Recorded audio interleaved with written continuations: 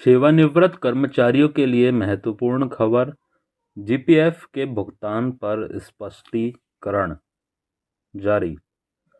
प्यारे दोस्तों, केंद्रीय कर्मचारियों के लिए महत्वपूर्ण खबर है। महंगाई भत्ता वृद्धि के बाद केंद्र सरकार ने सरकारी कर्मचारियों के लिए सेवानिवृत्ति के बाद सामान्य भविष्य निधि के संवितरण प्रक्रिया बारे में स्पष्टीकरण जारी किया है। पेंशन और पेंशन भोगी कल्याण विभाग द्वारा 25 अक्टूबर को जारी किए गए नए निर्देशों में जीपीएफ भुगतान में देरी और इस तरह की देरी पर ब्याज पात्रता के बारे में जानकारी दी गई है।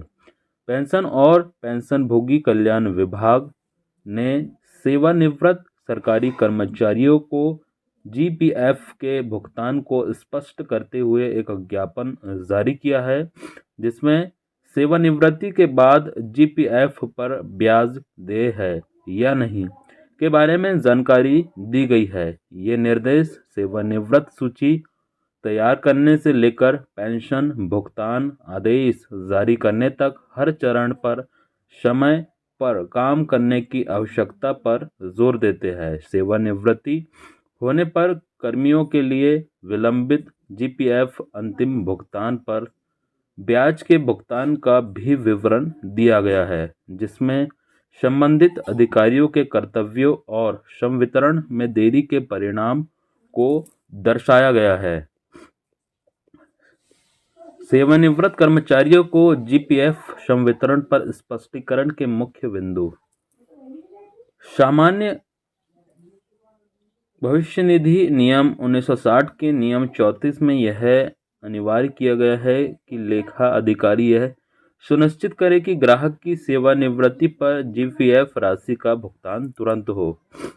जीपीएफ शेष राशि सेवानिवृत्त सरकारी कर्मचारियों की एकमात्र संपत्ति है और इसका संवितरण किसी भी लंबित अनुशासनात्मक कार्यवाही से अप्रभावित रहता है। नियम 11(4) में कहा गया कि यदि सेवानिवृत्ति के समय जीपीएफ शेष राशि का भुगतान नहीं किया जाता है तो सेवानिवृत्ति तिथि से आगे की अवधि के लिए ब्याज लागू किया जाना चाहिए। वेतन और लेखा कार्यालय सेवानिवृत्ति के 6 महीने तक की देरी के लिए ब्याज स्वीकृत कर सकता है। 6 महीने से अधिक की देरी के लिए ब्याज भुगतान हेतु लेखा कार्यालय प्रमुख से अनुमोदन की आवश्यकता होती है, जबकि 1 वर्ष से अधिक की देरी के लिए लेखा नियंत्रक वित्तीय सलाहकार से प्राधिकरण की आवश्यकता होती है।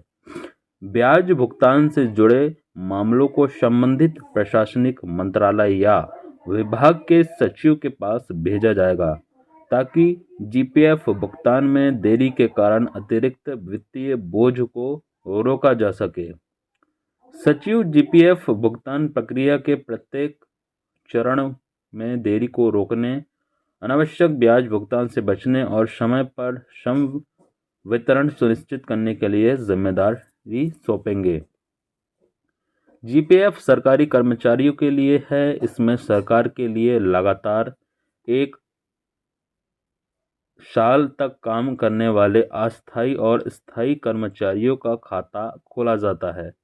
जीपीएफ में कर्मचारियों को अपने वेतन का कम से कम 6% योगदान करना होता है, बशर्ते वह सस्पेंड न हो। इसके बाद रिटायरमेंट पर उन्हें एक मुश्त राशि मिलती है।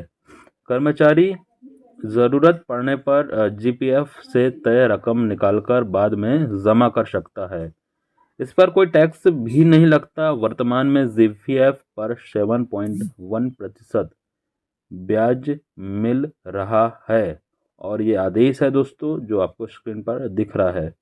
तो प्यारे दोस्तों, इस प्रकार की जानकारी थी। जानकारी अच्छी लगी हो सेवानिवृत्त कर्मचारियों की तो दोस्तों इस वीडियो को ज़रूर लाइक कीजिए, और अगर आप हमारे चैनल पर नए हैं दोस्तों तो आपसे रिक्वेस्ट है कि चैनल को ज़रूर सब्सक्राइब करें ताकि आपको देश के सभी राज्यों के शासकीय कर्मचारियों, पेंशनरों, संविदा आउटसोर्स कर्मचारियों के बारे में महत्वपूर्ण जानकारी, साथ ही सभी सरकारी योजनाओं भर्तियों के बारे में जानकारी आपको सबसे पहले मिलती रहे।